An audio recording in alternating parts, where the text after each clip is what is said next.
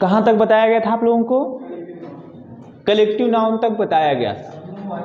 अच्छा ठीक, वही मान लिया भाई। कलेक्टिव नाउन बात नहीं, यानी इसको समूह वाचक संज्ञा कहते हैं। क्लियर है? अब देखिए हमने इसको बता दिया हुआ है, एक बार आपको पूरी तरह से इसको बता दिया हूं। A group of nouns that shows a collection is known as collective noun। ठीक, इसके एग्जाम्पल भी करवा दिया गया है और 10-12 एग्जाम्पल आपको करवाया गया है। ठीक, जिसे कहा जाता है, एक आध दो एग्जाम्पल मैं नया करवाता हूं। जिसे कहा जाए अ group of ships, Pankaj,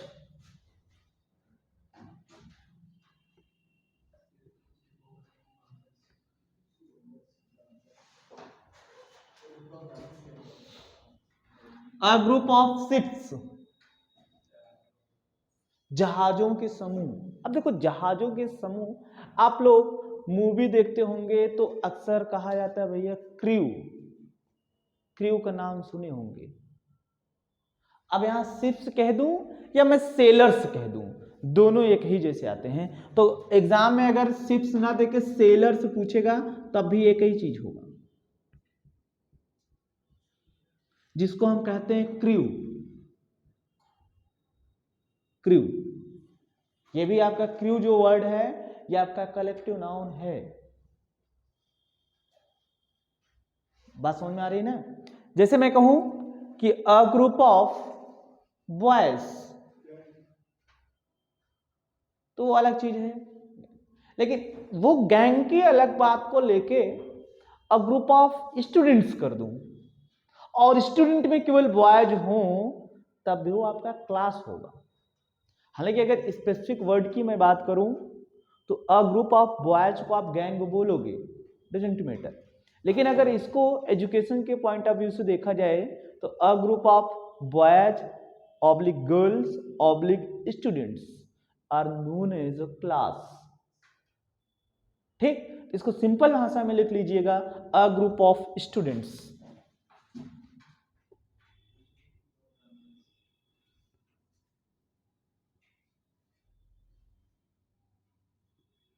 A group of students is known as class।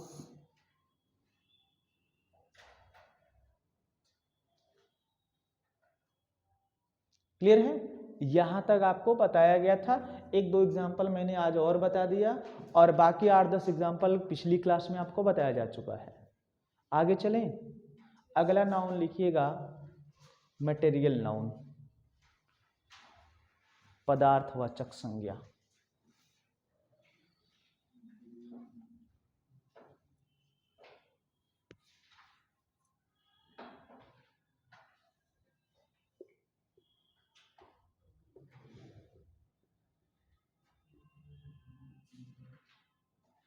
और इसी का एक दूसरा नाम है कॉन्क्रीट नाउन, लेकिन आप मोस्टली इसी को जानिएगा।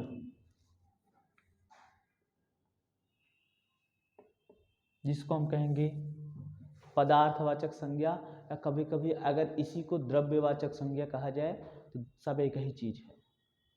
किसी किसी किताब में द्रव्यवाचक संज्ञा लिखा है, आप इसी मटेरियल नाउन को ही समझना।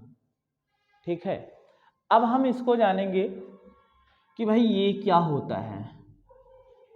कहा जाता है कि material noun is the name of substance from which things are made. पदार्थवाचक संज्ञा हमने, फिर लिखो मत, पहले इसको समझो, पहले हिंदी में आपको समझा देते हैं। कहा जाए कि पदार्थवाचक संज्ञा वह संज्ञा होती है जिससे कोई वस्तु का निर्माण हो या जिससे कोई वस्तु बनाई जाए। जिससे हम वस्तु बनाएंगे वही हमारा पदार्थवाचक संज्ञा, अदरवाइज अर्थात मटेरियल नाउन कहलाएगा। फॉर एग्जाम्पल की मैं बात करूं, मैं कहूं जैसे आपके ये चेयर है, ये बेंच है, डेस्क है, मेज है। ठीक, मैं कहूं कि अ table is made of would. ध्यान समझिएगा, मैं बोल रहा हूं कि अ टेबल इज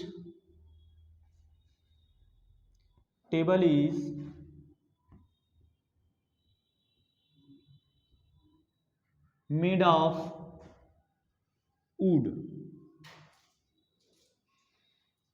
अच्छा ये बताओ, इसमें बना कौन है? टेबल बना है, किससे बना है? वुड से, यानी लकड़ी से। यानी ये जो हमारा टेबल बना वो किससे बना? वुड से बना। तो जिससे बनेगा वही हमारा पदार्थवाचक संज्ञा अर्थात मटेरियल नाउन कहलाएगा। यानी इसमें वुड हमारा मटेरियल नाउन, ना कि टेबल। बस समझ में आई? मैं कहूं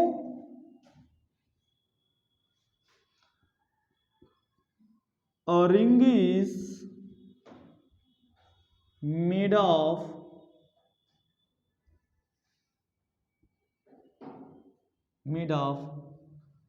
gold, यानी ये जो रिंग बनी है किससे बनी है? गोल्ड से बनी है। तो गोल्ड हमारा क्या कहलाएगा?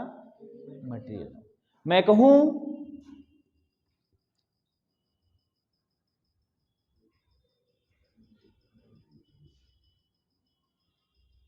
a balloon is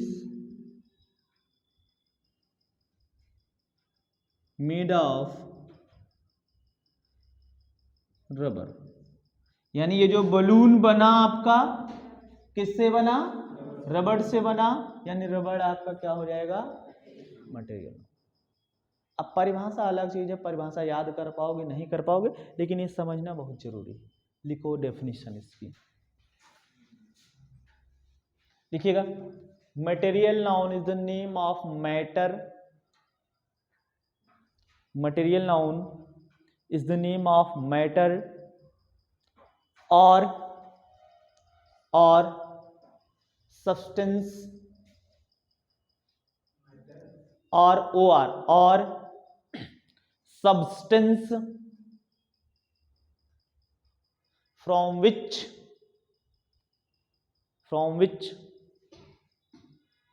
things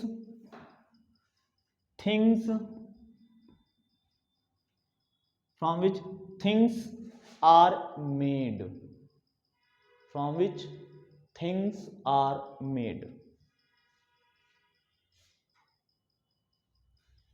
ठीक। कामा is known as material noun,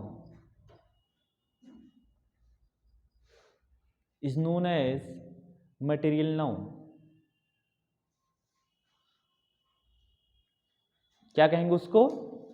material noun. Note कर लीजिए एग्जांपल।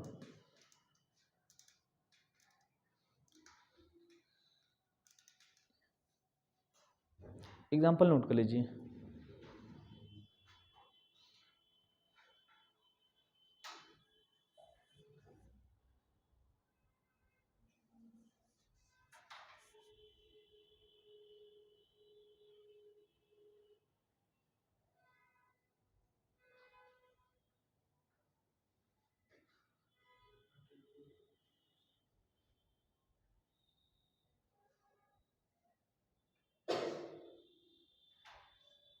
हो गया? अगला लिखिएगा अब्स्ट्रैक्ट नाउन।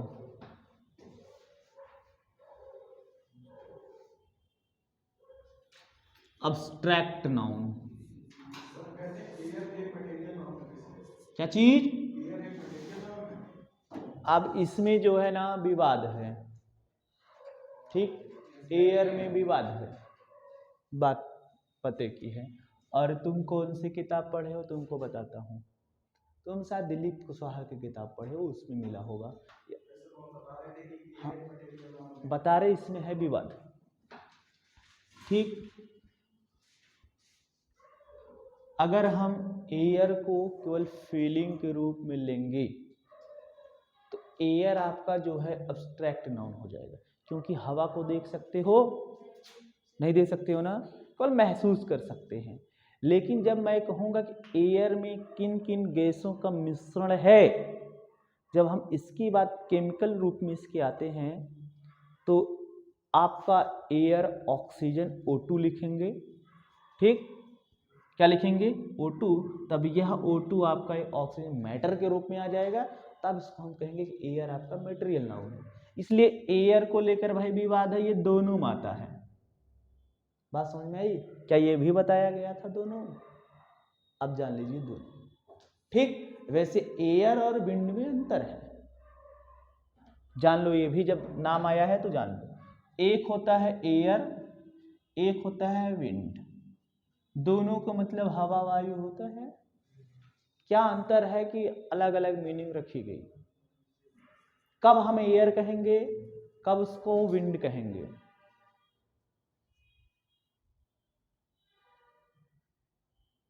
बताते हैं। जब मूवमेंट स्टेट में होगा तब आपका वह विंड कहलाएगा।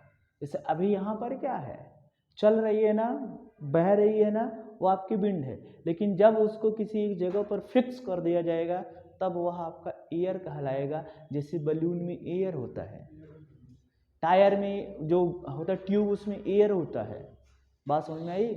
मूवमेंट स्टेट में है तब आपका वह विंड कहलाएगा, कांस्टेंट स्टेट में है तो आपका एयर कहलाएगा। क्लियर है? और कुछ? अब उसको जबरी चलाओ तो अलग चीज है वो, तब वहां पर भाई आप विंड कह सकते हो उसको, ठीक है। कहते हवा आ रही है, लेकिन वो कांस्टेंट स्टेट में होता है, उसी को मूव कराया जा रहा है, वो अलग चीज है। आगे चले कि और कुछ पूछना है? आगे चले, चलिए ठीक है। अब आप लिखिएगा एब्स्ट्रैक्ट नाउन।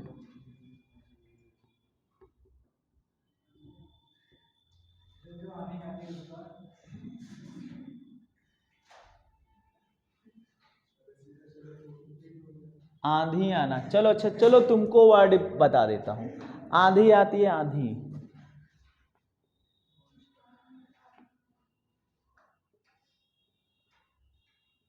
तूफान, आंधी तूफान में अंतर है कि नहीं?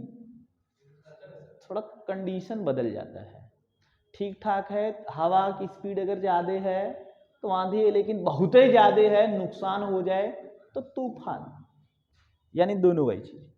लेकिन कहा जाए कि मेरी जिंदगी में तूफान आ गया है, सच में थोड़ी आता है तूफान, हाँ ठीक। तब बताओ वहां तूफान आंधी को क्या बोलेंगे? एक तो सच में आंधी तूफान आती है, ये हो गया आपका स्टार, लेकिन तुम्हारी जिंदगी में तूफान आ गया तब बोलो, तब के लिए भी तो कोई वर्ड है, तब होता है टर्मोइल। क्या होता है? टर्मोइल। जिंदगी में तूफान आना, और जिसका आया नहीं आएगा बाद में।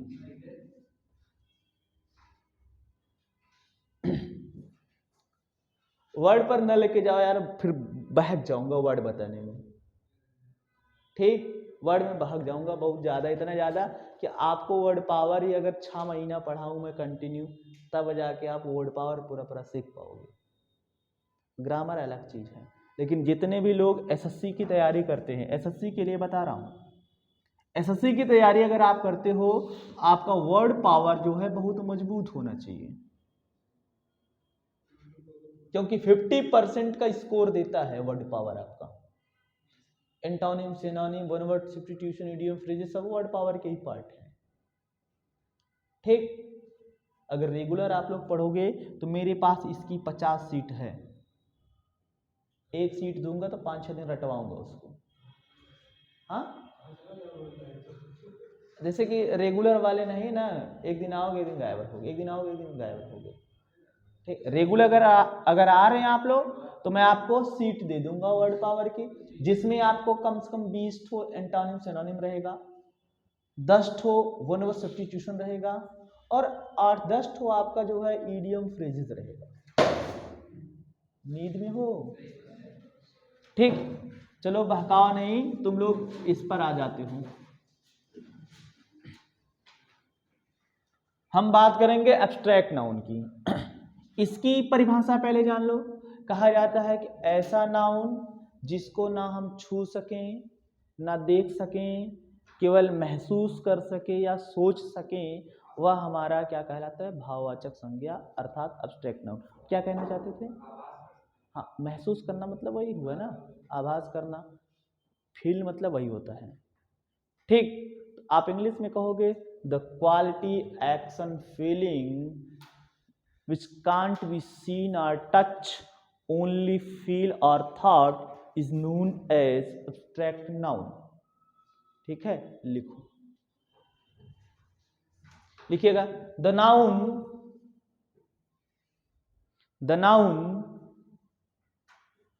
ब्रैकेट में लिखना, क्वालिटी एक्शन फीलिंग, ब्रैकेट में लिखना क्वालिटी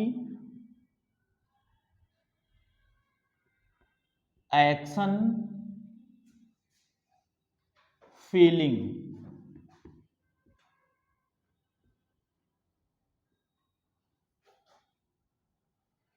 द नाउन ब्रैकेट हो गया ना, quality action feeling bracket close, which can't be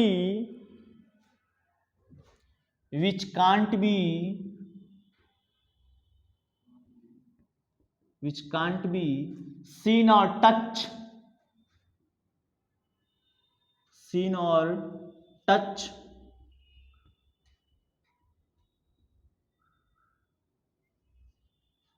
only feel or thought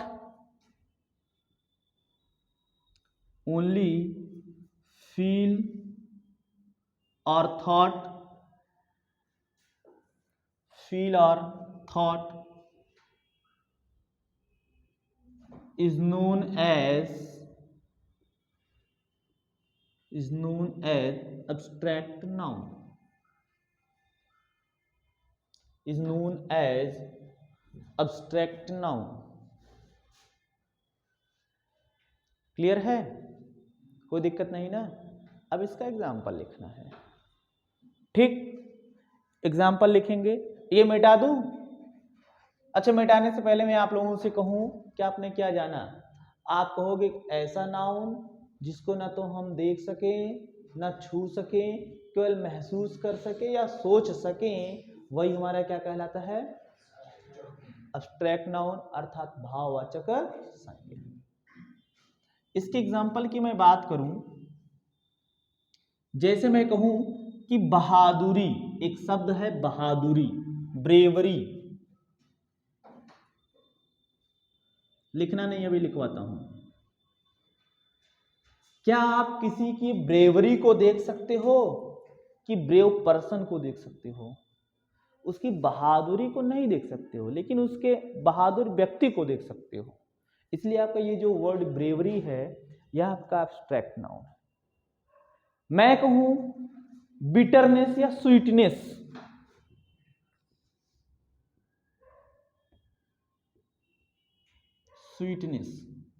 sweetness मतलब मिठास, मिठास को देख सकते हो, मिठाई को देख सकते हो, लेकिन मिठास को नहीं देख सकते हो।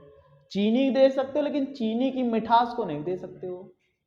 इसलिए आपका क्या है, ये स्वीटनेस भी क्या है, एब्स्ट्रैक्ट नाउन है। अच्छा, स्वीटनेस में क्या मैं स्पेलिंग सही लिखा हूं क्या? स्वीट की स्पेलिंग सही लिखा हूं क्या? क्या ये स्वीट की स्पेलिंग होगी क्या? हाँ, दोनों का प्रोनाउंसिएशन सेम है, लेकिन इस स्वीट का मतलब मिठाई होता है, इस स्वीट का मतलब होता है पसीना। लाल लाइन के ऊपर लिख लेना, जिसको पता है ठीक है, जिसको नहीं पता है लाल लाइन के ऊपर लिख लेगा कि ये स्वीट ए वाला जो होता है, SWEAT वाला, उसका मतलब होता है पसीना। ठीक, स्वीटनेस हो गया। मैं कहूं बिटरनेस,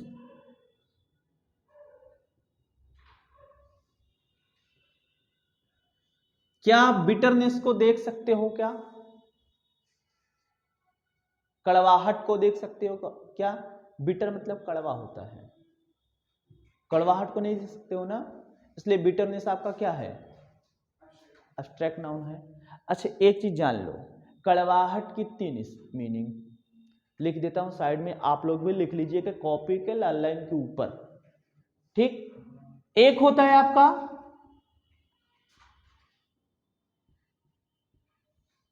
बिटरनेस। एक होता है आपका एक्रीमिनस, एक होता है आपका एक्रिड।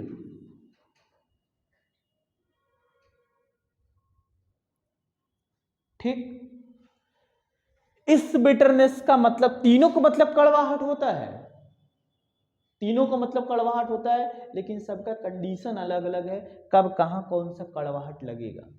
मैं कहूं कि अगर आपको स्वाद में कड़वाहट लग रहा है, ठीक, तब वह आपका हो जाएगा बिटरनेस। मैं कहूं कि भैया आपके रिश्तों में कड़वाहट चल रहा है, तो वहां पर हो जाएगा एक्रीमिनस। ये लिखा गया है एक्रीमोनियस, लेकिन इसका शुद्ध प्रोनाउंसिएशन एक्रीमिनस होगा। अगला है एक्रिड, इसका मतलब होता है गंध में कड़वाहट या गंध में कड़वा। ठीक, तो तीनों का ये लिख लीजिएगा, तीनों का मतलब होता है कड़वाहट। ये हो गया स्वाद में, ये हो गया रिश्तों में, ये हो गया गंध में। ये लाल लाइन के ऊपर लिख लीजिए। और ये कहां लिखा है, ये कौन सी बुक में आपको मिलेगा, नॉर्मन लेविस में मिलेगा। Norman Lewis word power made easy.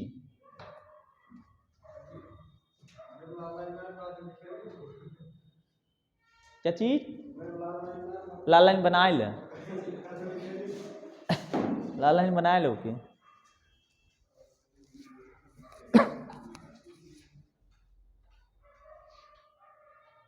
अगर वर्ड पावर आप लोग डेली बाय डेली पढ़ना चाहते हैं या हफ्ते में 1 दिन 2 दिन पढ़ना चाहते हैं, तो नॉर्मन लेविस की बुक ले लीजिएगा।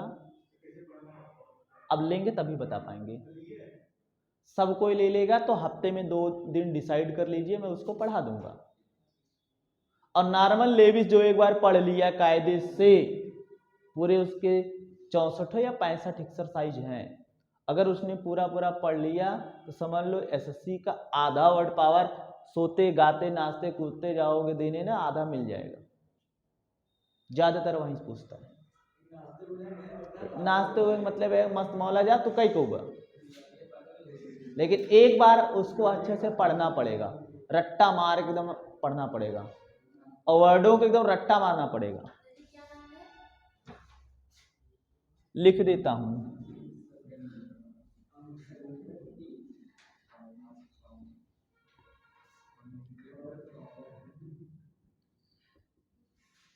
वर्ड पावर मेड इजी, और ये है नॉर्मन लेविस की। हाँ, रेड, जब हम लिए हैं भैया रेड, हो सकता है बदल गया, हो सकता है कि हम नए लिए हैं आपके पास पुरानी हो, अब मार्केट में जाके देखना पड़ेगा। हाँ, कोई और पूछ रहा था। एक्रिड मतलब गंध में, एक्रिड जो बोला था गंध में कड़वा। चलो ठीक है, मिटाएं।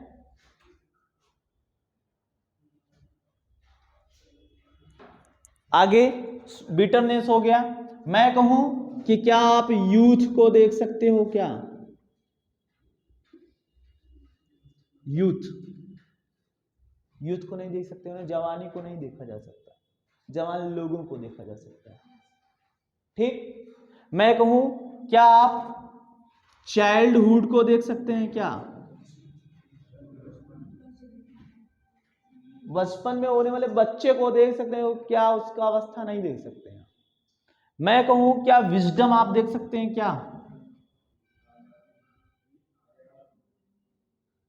ठीक, आप ETC कर दीजिएगा, इतने बहुत हैं, सब के सब एब्स्ट्रैक्ट नाउन के एग्जांपल हैं।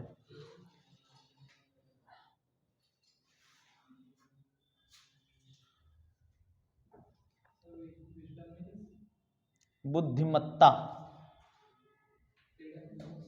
हाँ, फ्रीडम, हाँ लिख सकते हो। ठीक, विजडम बोले हो, इसका एक सिनोनिम होता है सैगेसियस, सैगेसिटी। ठीक, अगर सिनोनिम लिखना चाहते हैं लाल लाइन के ऊपर लिख लीजिएगा, विजडम, सैगेसियस, सैगेसिटी।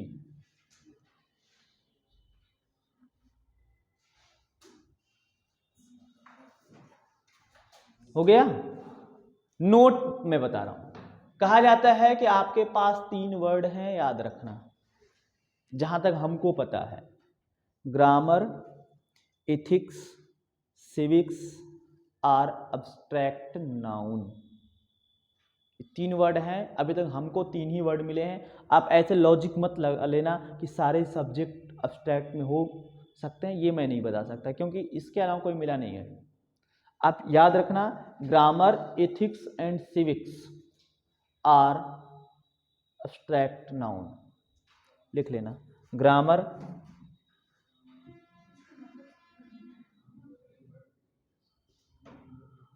Ethics, civics. मतलब का मतलब ये है, अगर आपसे कह देगा कि ग्रामर इज, 4 ऑप्शन बनाएगा, abstract noun, common noun, material noun, proper noun, ऐसे बना देगा 4। अब कौन सा होगा? तो ग्रामर आपका क्या होगा? Abstract noun. एथिक्स आपका क्या होगा? Abstract noun. सिविक्स आपका क्या होगा? Abstract noun. एथिक्स का मतलब होता है काव्य शास्त्र और सिविक्स का मतलब नागरिक शास्त्र, और ग्रामर आप समझते हो व्याकरण होता है। क्लियर है? यहां किसी कोई दिक्कत नहीं ना? चलिए आगे हमको जो पढ़ना है, नाउन द नंबर पढ़ना है। Noun the number.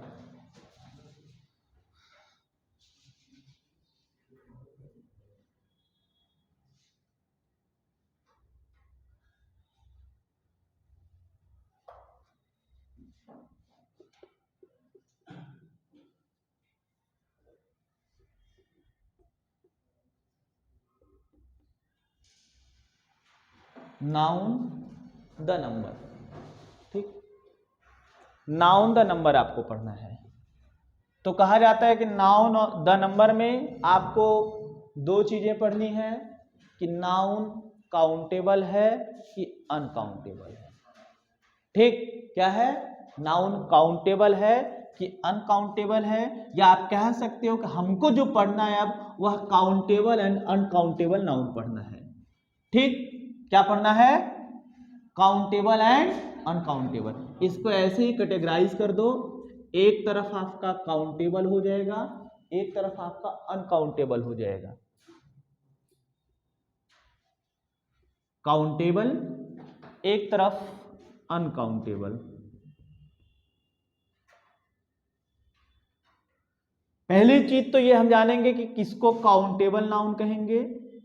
आप कहोगे ऐसा नाउन जिसको हम गिन सकें या जो गिनने योग्य हो उसे हम क्या कहेंगे? Countable noun. और ऐसा नाउन जिसको हम गिन ना सकें वह हमारा क्या कहलाएगा? Uncountable noun. क्लियर? इसकी परिभाषा क्या होगी? The noun which can be count is known as countable noun. इसका परिभाषा क्या होगा? The noun which can't be count is known as uncountable noun. जल्दी जल्दी परिभाषा लिख लो, कुछ है नहीं। आप सीधी भाषा याद रखना कि भाई जिसको गिन सके वह काउंटेबल, जिसको नहीं गिन सके वह अनकाउंटेबल। ऐसे डिजाइन बनाओ और नीचे डेफिनेशन लिख लेना, इसका इधर इसका इधर, थोड़ा दूर दूर बना लेना, सटा के मत लिखना। काउंटेबल के नीचे लिखिए, लिखिएगा the noun which can be count, the noun which can be count is known as, the noun which can be count is known as countable noun, is known as countable noun। Clear? जैसे मैं example की बात करूं, मैं कहूं कि क्या आप देश को गिन सकते हो? गिन सकते हो भाई। क्या आप सिटी को गिन सकते हो? गिन सकते हो।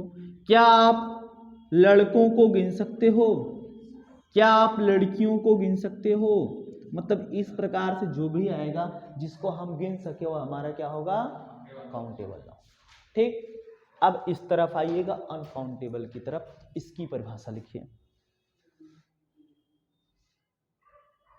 Country, city, boys, girls, state भी हो सकता है आपका।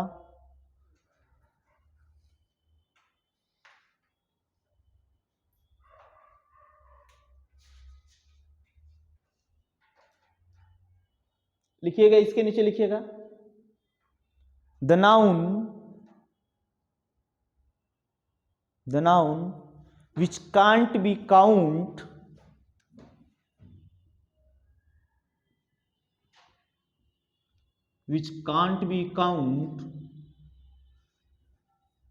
is known as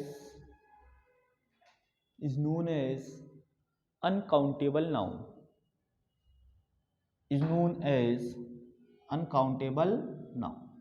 एक चीज ध्यान देना, ये जो मैं कांट लिखा हूं ये कौन सा फॉर्म है? कैन नॉट है वो ठीक है, नहीं, ये कॉन्ट्रैक्शन है। कैन नॉट का संकुचित रूप है, कैन नॉट को कांट लिखा जाता है। वैसे आपको एक चैप्टर पढ़ना होगा जिसका नाम होगा क्वेश्चन टैग, ठीक, उसमें सारे कॉन्ट्रैक्शन फॉर्म बताए जाएंगे। जैसे विल का क्या होगा, शैल का क्या होगा। विल का बताइए, यहां कॉन्ट्रैक्शन फॉर्म नेगेटिव है। वुडेंट होगा, विल का ओंट होता है, वुडेंट अलग टेंस में होगा, वहां पर ओंट होगा, ठीक, अलग अलग सबका है। वो जब क्वेश्चन टैग पढ़ाया जाएगा तो आपको बताया जाएगा। इसके एग्जाम्पल की मैं बात करूं, जैसे मैं कहूं कि क्या आप वाटर को गिन सकते हो? बोलो, नहीं गिन सकते हो ना। क्या आप ऑयल को गिन सकते हो? नहीं गिन सकते हो। क्या आप मिल्क को गिन सकते हो? बोलो। क्या आप राइस को गिन सकते हो? हाँ गिनो। चलो तुमको एक ढेर लगा दूं, इस वक्त कुटाई का मौसम चल रहा है धान का, और तुमको बैठा दो, बेटा गिनो, तुम्हारा बाल जो है ना सफेद हो जाएगा। गिन, ठीक, इसलिए वो क्या है आपका अनकाउंटेबल में आता है। जैसे राइस हो गया, वीट हो गया, पल्स हो गया, इस प्रकार की सारी चीजें क्या है आपके अनकाउंटेबल। आगे बढ़ा सकते हो, राइस हो गया, वीट हो गया, ठीक, पल्स हो गया, ETC कर दो। हाँ हाँ, वो आपका उसमें है अब्स्ट्रैक्ट में। हम बता रहे हैं, आप ध्यान दीजिएगा। एक ट्रिपल सी याद रखिएगा, ट्रिपल सी समझते हैं ना, ट्रिपल सी, लेकिन इसको इस तरीके से लिखेंगे या इसको हम इस तरीके से लिखते हैं।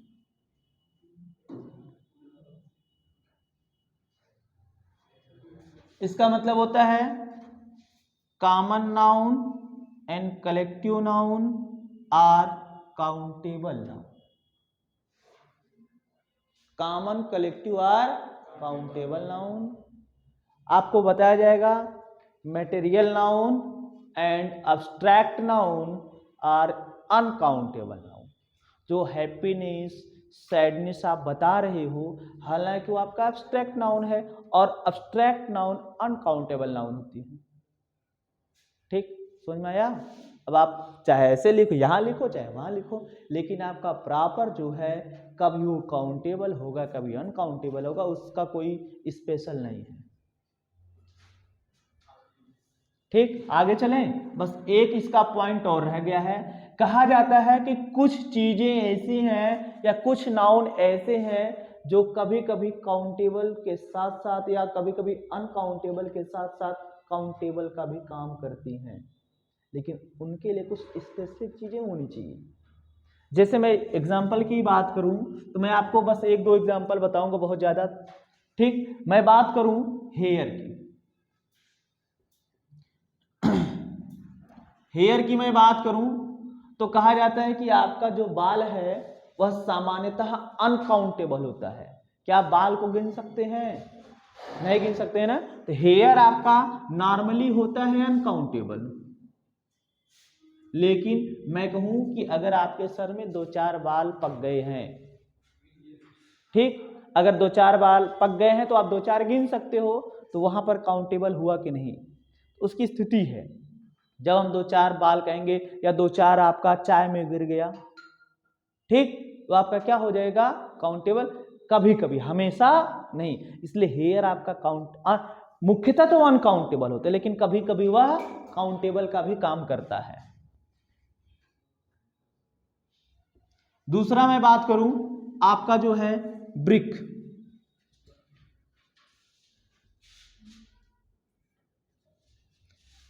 ईंट क्या होता है? ईंट, देखो ऐसे नहीं बता सकते, इसको भी विभाजित किया गया है। कहा जाता है कि जब यह ईंट आपके किल्न से निकलता है, किससे? किल्न। किल्न मतलब चिमनी या भट्ठा। अगर भट्ठे से निकल रहा है तब तो आपका काउंटेबल, लेकिन जैसे इस प्रकार का घर बन गया तो अनकाउंटेबल। ठीक, चिमनी या भट्ठे से निकला तो क्या होगा आपका? काउंटेबल। लेकिन वैसे ही अगर आप घर में लगा दिए तो क्या हो जाएगा? अनकाउंटेबल। इसलिए ये भी दोनों रोल प्ले करता है।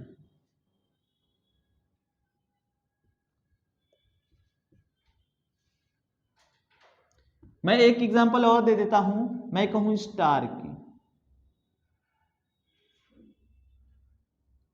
स्टार आपका नॉर्मली अनकाउंटेबल होता है, तारों को कोई गिन नहीं सकता है। ठीक, तारा आपका क्या है? अनकाउंटेबल।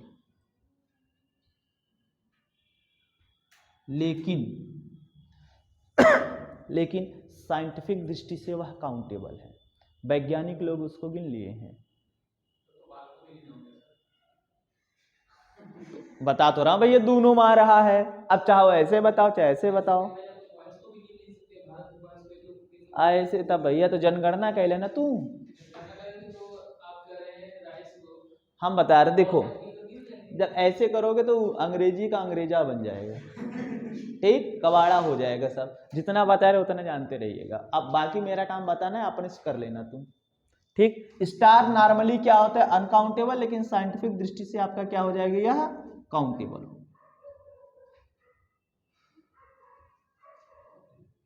ठीक,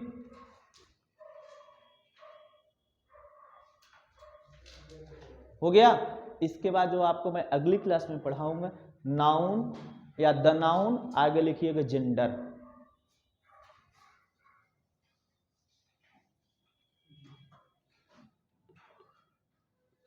नाउन, इसके आगे लिख लीजिएगा आप लोग जेंडर। ठीक, बाकी चीजें कल रिवाइज करके आइएगा। अगर एक चीज जान लो, अगर आप लोग वर्ड पावर सीखना चाहते हो तो बुक लोगे कि नहीं लोगे? किताब है ऑनलाइन, देखो कहीं से भी बहुत ज्यादा महंगी नहीं आती, 150-200 की आएगी। ठीक, अगर उसको ले लेंगे तो एक बार आप इंग्लिश का पेपर दो या ना दो, लेकिन इंग्लिश के कुछ अच्छे खासे वर्ड को जान जाओगे। इसलिए आप ले लो। हफ्ते में 2 दिन की क्लास वर्ड पावर की कर दूंगा, 2 दिन की क्लास वर्ड पावर की कर दूंगा। ठीक, बाकी आपका 4 दिन ग्रामर चलेगा। क्लियर है? तो आज के लिए बस इतना है।